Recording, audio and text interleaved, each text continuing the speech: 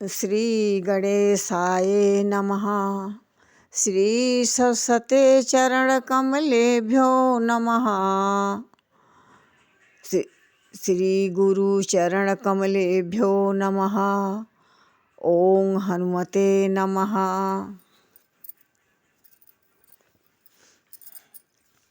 ध्यान मूलम गुरु मूर्ति, पूजा मूलम गुरु पादुका, मंत्र मूलम गुरु वाक्य, मोक्ष मूलम गुरु कृपा।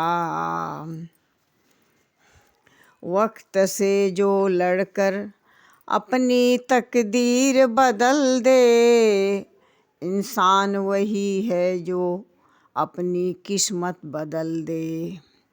कल क्या सोचना अभी वक्त है संभल जा, क्या भरोसा कल का। जय श्री राम। गोस्वामी तुलसीदास जी के जीवन में बहुत ही संघर्ष का सामना करना पड़ा।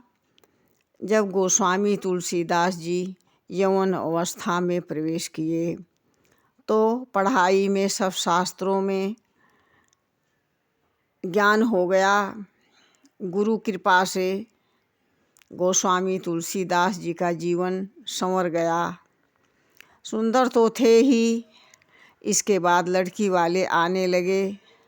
रत्नावली नाम की लड़की से गोस्वामी तुलसीदास जी का रिश्ता यानी विवाह निश्चित हुआ। कई शास्त्रों में बताते हैं कि रत्नावली माता पढ़ी लिखी थी। कई संतों का मत है कि रत्नावली माता को ज्योतिष विद्या का भी ज्ञान प्रखर थी। माता की सब शास्त्रों में ज्ञान थी। अच्छा, फिर इनकी शादी हो जाती है। बहुत समय बीत गए, अच्छे से रह रहे थे। गोस्वामी तुलसीदास जी पत्नी से ज़्यादा लगाव था, सब कुछ ठीक चल रहा था। संजोग से एक दिन काम से गोस्वामी तुलसीदास जी को बाहर जाना पड़ा। किसी कारणवश इनको आने में देर हो गई। रत्नावली के भाई लेने आ गए और रत्नावली माता अपने माता पिता के घर चली गई और यह बोलकर गई कि कल मैं प्रातःकाल वापस आ जाऊंगी। गोस्वामी तुलसीदास जी आते हैं और देखते हैं कि रत्नावली घर पर नहीं है और उन्हें एक रात्रि का अकेलापन जो है सहन नहीं कर पाए।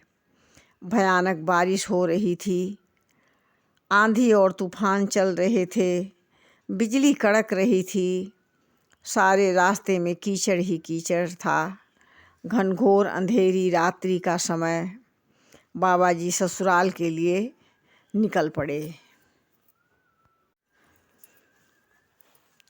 बरसात के दिनों में नदियों में भयानक बाढ़ आ जाती हैं, देखकर बहुत ही डर लगती है। नदियों में आवाज़ भी भयानक होती है, लेकिन गोस्वामी तुलसीदास जी तनिक डरे भी नहीं। एक मुर्दा बहता हुआ जा रहा था।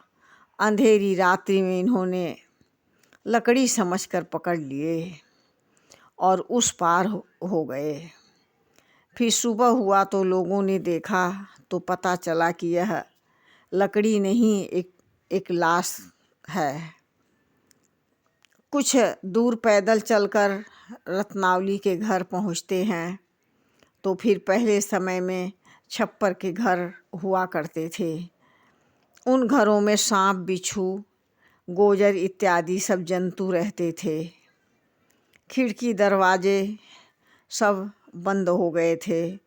वहाँ एक काला सर्प लटका हुआ था।